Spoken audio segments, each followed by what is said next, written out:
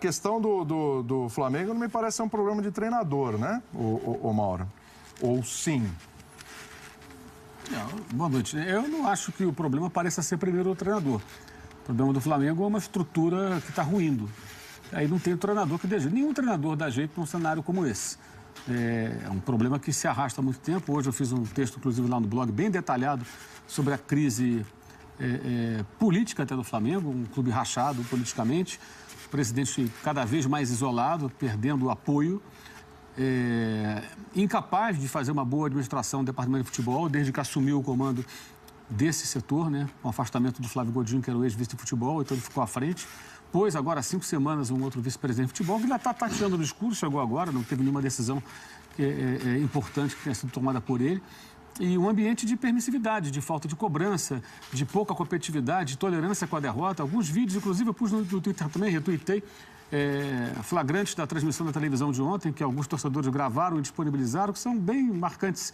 Você vê o Márcio Araújo sai sorrindo, o Rômulo sai abraçado com o Praz, seu ex-colega de Vasco da Gama, sorridente também. Os jogadores do Flamengo perdem para o Palmeiras, perdem para o Grêmio uma semana antes, e são derrotas feias, né? Porque são derrotas assim... Para o Santos, o Grêmio venceu quando quis, né? A gente falou sobre isso há uma semana. E o Palmeiras ontem treinou.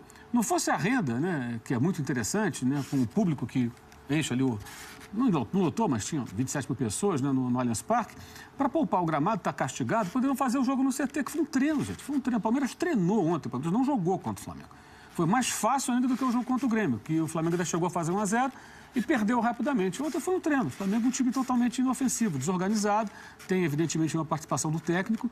Mas o que me parece assim que os jogadores nitidamente, alguns jogadores não seguem as determinações do técnico. Não é possível que o Rueda, que arrumou a defesa no primeiro momento, fez o Flamengo tomar menos gols, vinha tomando gols demais com o Zé Ricardo. Os mesmos gols acontecendo, mostramos isso várias vezes. O Data ESPN reapresentou isso com o Renato Rodrigues hoje no bate-bola na veia, agora à noite. Algumas dessas jogadas, né, parecidas que vinham fazendo o time sofrer gols. Ele conseguiu corrigir no primeiro momento. E agora os erros voltam com outros agravantes, né? Passividade. O primeiro gol do Palmeiras chama atenção o belo lançamento do Moisés. Moisés parecia um jogador da Copa do Mundo que a Itália ficou fora, de 58. A liberdade que ele tem, observada à distância por Arão e seus blue caps, é um negócio assustador. Ninguém dá combate. Isso não existe no futebol de hoje. Então o cara não sabe disso. O técnico pede para marcar a distância? É óbvio que não. É evidente que não. Então existe sim uma tolerância com o fracasso, uma tolerância com a preguiça, uma aceitação da derrota e do comportamento indolente de alguns atletas. E isso não tem cobrança. Não há cobrança. E a consequência disso é o quê? O clube vai se desmanchando politicamente. Várias pessoas que apoiavam o presidente estão mudando de lado, estão se afastando. 2 vice-presidentes se afastaram agora nos últimos dias. Um deles era um cara até importante na sustentação política do Bandeira de Melo. Outro personagem que se afastou há algumas semanas, que era um funcionário do clube, visto por muitos como um cara que fazia toda a parte financeira e administrativa, Paulo Dutra, recebeu uma proposta de trabalho e foi embora, foi trabalhar numa outra empresa, né? O que é uma baixa séria dentro da administração do clube, dentro daquilo que funciona no Flamengo, que é a parte financeira e administrativa, né? Esse cara é visto por muita gente lá de dentro como uma peça-chave para isso, porque era um financeiro com viés administrativo, o cara que ele era o verdadeiro CEO, na visão de muita gente. E o Fred Luz, que é o CEO, é um cara do comércio de varejo, dizem um excelente negociador, um cara de vendas, né? De compras e vendas, digamos assim, dependendo do lado da bancada em que ele estivesse ao longo de sua carreira. Não é um administrador. E que se juntou ao Bandeira na gestão do futebol, que é um desastre absoluto, né? Então você vai estourar isso no campo, não tem jeito. Tudo que acontece... Hoje discutir a maneira como joga o Flamengo, ignorando o entorno político e toda essa falta de cobrança, falta de profissionalismo no ambiente que se diz profissional, chega a ser ingênuo, porque a questão não é o campo, não vai funcionar. Tira o Rueda, bota o não vai funcionar. É uma situação bem delicada, tem 1 ano de mandato do Bandeira de Melo, politicamente o clube cada vez mais dividido. Hoje, inclusive, publiquei também o vice-presidente do Bandeira, Maurício Gomes de Matos, que é um personagem meio à parte, começa a surgir e fala abertamente que está pronto para ser presidente, se for o caso. 1 ano ainda de mandato tem o Bandeira.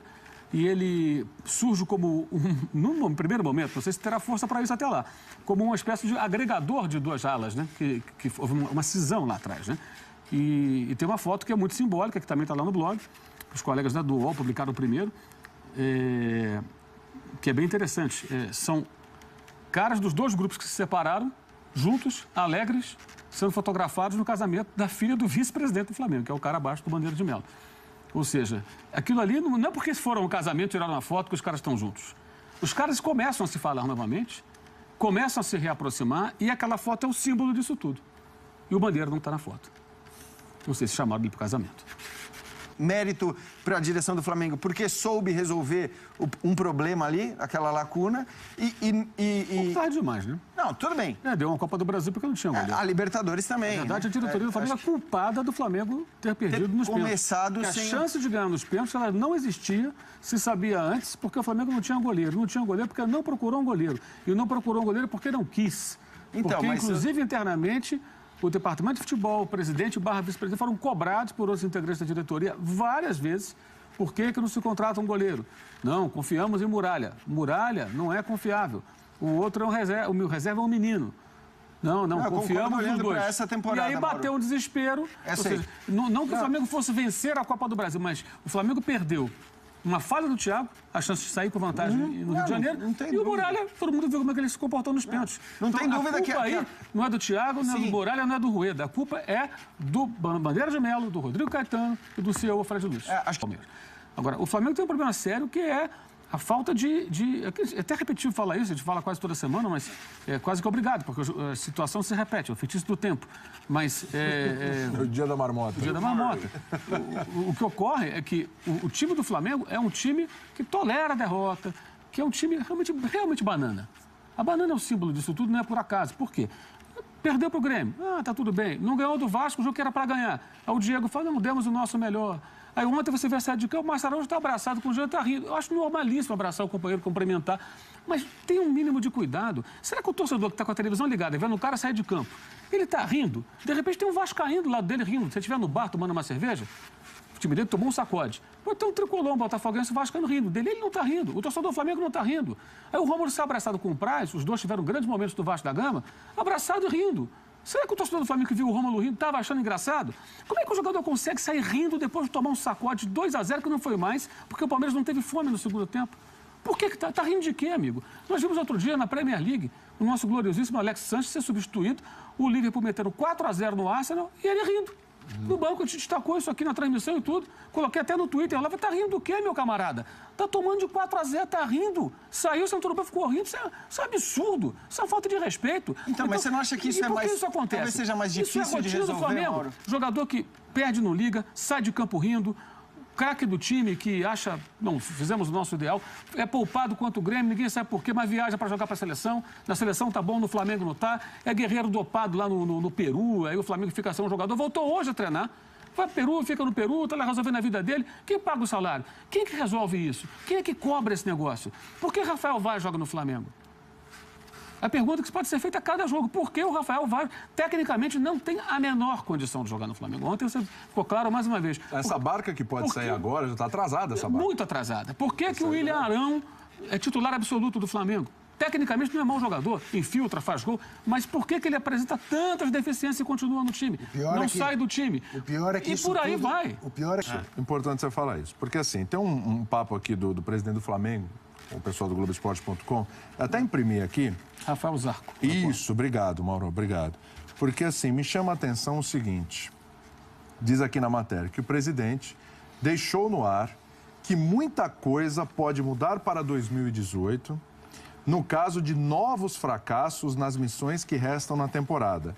O título da Sul-Americana e a vaga direto para a fase de grupos da Libertadores. Abre aspas aqui, presidente. Tem a ver com a outra. Mas olha só. Não falo sobre coisas que são discutidas internamente, o que posso dizer é que a torcida pode ficar absolutamente tranquila em relação ao nosso esforço, a nossa determinação em fazer o melhor possível. Em terminar o ano da melhor maneira possível. Dependendo da maneira que a gente terminar o ano, isso vai se refletir no ano que vem, afirmou aí o presidente. Sai aspas para o presidente. O que me chama a atenção aqui é o seguinte, né? Mudar para 2018 em caso de novos fracassos. Quer dizer, você está esperando novos fracassos para fazer mudança? Essa é a grande questão. Até para o torcedor entender. Como é administrado o Flamengo? Qualquer ambiente profissional, e o Flamengo diz que tem uma estrutura profissional, com o diretor financeiro, que citei há pouco, que saiu, tem outro, com o CEO, que é um diretor-geral, que está lá até hoje, com o diretor executivo de futebol e outras áreas que tem profissionais. É correto? É correto. É um ambiente profissional. O clube ele tem uma receita, ele contrata profissionais que ficam em áreas estratégicas e como estatutariamente você tem que ter vice-presidente em várias pastas, você tem esses personagens que não são remunerados. Esses caras trabalham, têm suas vidas, vão lá no clube e tal, vão na reunião, blá, blá, blá. Mas no dia a dia você tem aqueles caras que são profissionais que trabalham pelo clube, certo? Esses profissionais ganham bônus, inclusive, no final do ano. Eles têm bônus por metas. Tem bônus. Se eles têm bônus por metas, eles estão num ambiente altamente competitivo. Num ambiente altamente competitivo, há cobrança por resultados. Se os resultados não são alcançados, você tem que explicar por que eles não foram alcançados. Se houve realmente alguma coisa que se justificasse aquilo ali. Algum problema no meio do caminho. Na noite da eliminação para o São Lourenço na Argentina, o Flamengo perdeu a sua grande chance de mudar o seu rumo, como o Corinthians mudou quando perdeu para o Tolima. Saíram jogadores importantes depois daquela derrota, o Corinthians retomou o seu rumo, fez uma avaliação interna e foi ser campeão brasileiro. Sim. E dali foi ser campeão da Libertadores no outro ano, e campeão mundial e tudo que ele sempre quis. O Flamengo fez o quê? O Flamengo passou um pano. O Flamengo ignorou as deficiências técnicas de Muralha, de Vaz, de Márcio Araújo, de Gabriel, de outros. Né? O Flamengo ignorou problemas internos evidentes que ficam cada vez mais claros e continuou nesse ritmo malemolente, achando que só porque colocou o carro no caminho ele vai chegar ao destino. Não vai chegar. Se tiver um buraco, se furar o pneu, você vai ter que trocar o pneu, você tem que fazer alguma coisa. E o Flamengo está tentando chegar. Agora, se os 4 pneus furarem, que é o que ele está dizendo aí, não vou chegar a lugar nenhum, agora vou comprar um carro novo. Não adianta, é tarde demais. É tarde demais. O dinheiro no futebol ele é importante, mas ele não é tudo. Longe disso, sempre foi assim. E é o caso específico. Esse pessoal que comanda o Flamengo, especialmente, no caso, quem está decidindo hoje, o CEO, o presidente, os dois, a sensação que fica muito clara é, bem, no dia que tivermos dinheiro, tudo vai se resolver. Porque o Flamengo ganhou a Copa do Brasil em 2013 sem dinheiro. Imagina com dinheiro. Não é tão simples assim. Fosse assim, qualquer milionário comprava um time na Europa e saía ganhando o campeonato. O Manchester City teve que buscar o Guardiola, apanhou no primeiro ano e agora que parece que vai andar. E contratando jogadores a valores absurdos. Ou seja, não basta o dinheiro. O dinheiro não resolve. Claro, tem muito dinheiro. O outro também tem mais gente com dinheiro. Então você vai competir. E quem vai ser campeão brasileiro não tem dinheiro.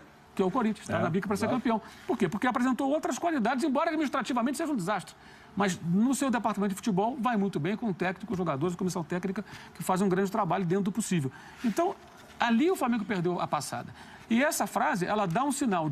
Ele já admitiu uma mudança, já é um progresso, mas mostra como as decisões são tomadas muito lentamente ou não são tomadas.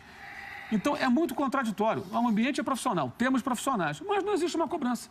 E aí isso vai estourar onde? Vai estourar no jogador que fica no banco, que não joga, ao invés de ficar irritado, ele sai rindo. No outro que entra no final do jogo, né? Ele sai rindo também. Tá tudo bem, perdeu, daí perdemos para o Grêmio semana passada, agora Palmeiras, que diferença faz? Perdemos para o São Paulo outro dia também.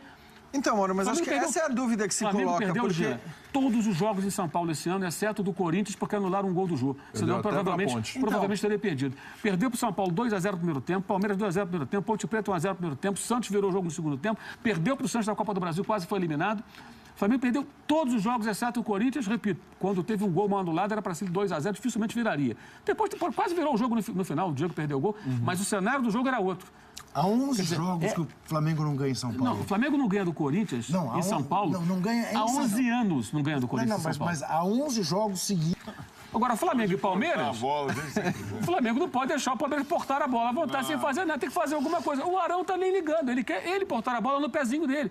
Alguém vai falar isso pra ele? É o Rueda. Agora, o Rueda também erra, porque ele insiste com esse jogador. Ontem tirou o Cuellar, por que não tirou o Arão? Eu acho que o Rueda também comete erros. Eu acho que ele pode sim ser questionado também. Já deu tempo de aparecer algo mais. E se tem jogador preguiçoso, barra. Se não tiver respaldo do comando, pede demissão e vai embora. Ele tem mercado lá fora, desempregado ele não vai ficar. Ele é um técnico que não vai ficar desempregado. Ele vai conseguir se encaixar em algum clube da América do Sul até lá de fora.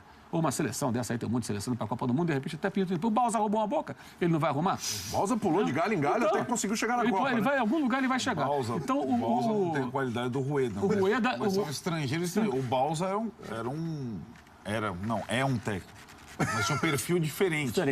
Sim. Ele se impõe. Totalmente. Ele dá um murrinho na mesa, ele tem aquela cara de mal. De batom. Ele fazia o Michel Bastos jogar. Pensa bem. Eles são diferentes. O Rueda é mais estratégico, o Balsa é mais motivador e mais enérgico. Exato. Agora, tem um detalhe que eu queria frisar, que é o seguinte. Surgiram agora as viúvas do Zé Ricardo, viúvas rubro-negras do Zé Ricardo. É que ele está indo bem no Balsa. Eu quero lembrar o seguinte. O Zé Ricardo saiu do Flamengo, deixando o time a 18 pontos do líder, com 50% de aproveitamento, tendo feito 6 pontos nos 7 últimos jogos, significa um aproveitamento ridículo, 6 pontos e 21. Quando ele saiu, o time tomava gol todo o jogo da mesma maneira, continuava arame liso e ele estava completamente perdido. Então ele foi muito bem demitido.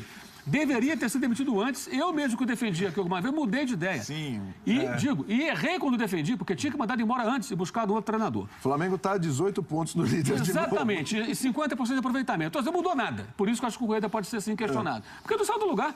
Não sai do lugar. A realidade é a mesma. É isso, tá ali. Está na zona de pré-libertadores, como se diz, né? Monstro ali de sair dessa zona. Exato, e é 50% de aproveitamento. Ah, mas ele está bem no Vasco. O Vasco, hoje, em 2000, em 97, o Vasco tinha uma expectativa que o Flamengo não tinha. O Vasco era mais forte. Ganhou 2 campeonatos brasileiros. E em outros momentos de sua história. Agora mesmo, em 2012, quando disputou com o Corinthians na Libertadores, foi vice-campeão brasileiro depois, o Vasco era mais forte que o Flamengo. Tinha um time melhor que o Flamengo. Sim. Hoje é o contrário. O Flamengo tem um elenco melhor, tem mais dinheiro. O Vasco, coitado, está numa situação terrível com essa confusão pós-eleitoral, inclusive. Inclusive, hoje chegaram na Justiça 3 pedidos lá de cancelamento da exigência da juíza de que os sócios tem que se provar que os sócios são sócios, que pagaram.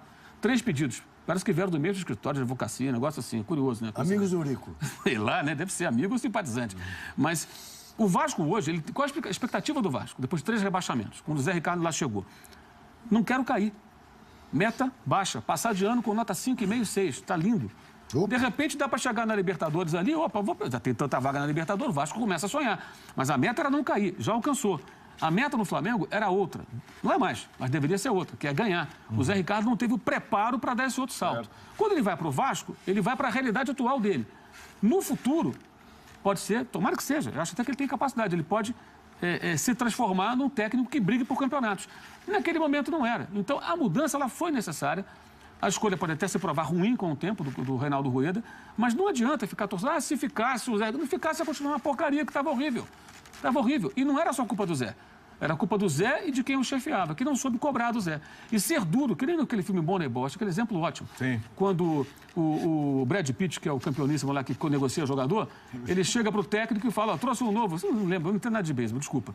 Eu trouxe um novo jogador, um rebatedor, digamos, é o fulaninho, é o Juca Kfouri. Ah, mas o Juca, mas eu tenho o Arnaldo. Não, mas o Arnaldo é muito caro, não dá retorno, aqui estão aqui os scouts, as estatísticas dele e tal. Não, vou continuar escalando o Arnaldo. Aí ele vai lá e negocia o Arnaldo com outro time e ele tem que escalar o Juca. Exato. Aí quando ele chega pro treino, mas você negociou, fulano? Eu negociei. Agora vai escalar aquele ali. Aquele é o jogador que eu quero. É a mesma coisa. Quando o Flamengo perdeu, foi eliminado da Libertadores, o Zé Ricardo tinha que aparecer um dia no CT, olhar para o lado, cadê o Muralha? Ah, voltou para o Figueirense. Márcio Araújo, emprestamos para o Ceará. Ah, cadê o Gabriel? Está lá no Bahia. Mas o Rafael Vaz está voltando para o Vasco, mas o Eurico não quer, tá uma briga, mas aqui não joga mais. E mais alguns. Se vira, né? É lógico, gente, isso é evidente. Você constata que os caras não têm... Aí você deixa o jogador, o técnico novato, apegado a jogadores que o ajudaram em momentos difíceis ano passado, foram úteis, continua fiel a eles. Como o Dunga na Copa do Mundo, em 2010. Sim. E aí afundou junto. O Zé Ricardo foi vítima um pouco disso. Faltou também gente que tomasse decisões por ele e que o ajudasse nesse momento. Então, essa defesa, essa coisa de ficar, que se não tivesse mudado, não ia adiantar nada. Essa coisa também de continuidade de técnico vai dar certo sempre. Quem disse isso? O Zidane saiu entrou no meio de uma temporada e ganhou depois 2 Champions pelo Real Madrid. Cadê o planejamento? O Rafa Benítez foi para a 2ª divisão da Inglaterra treinar o Newcastle, que é o time. Voltou, né?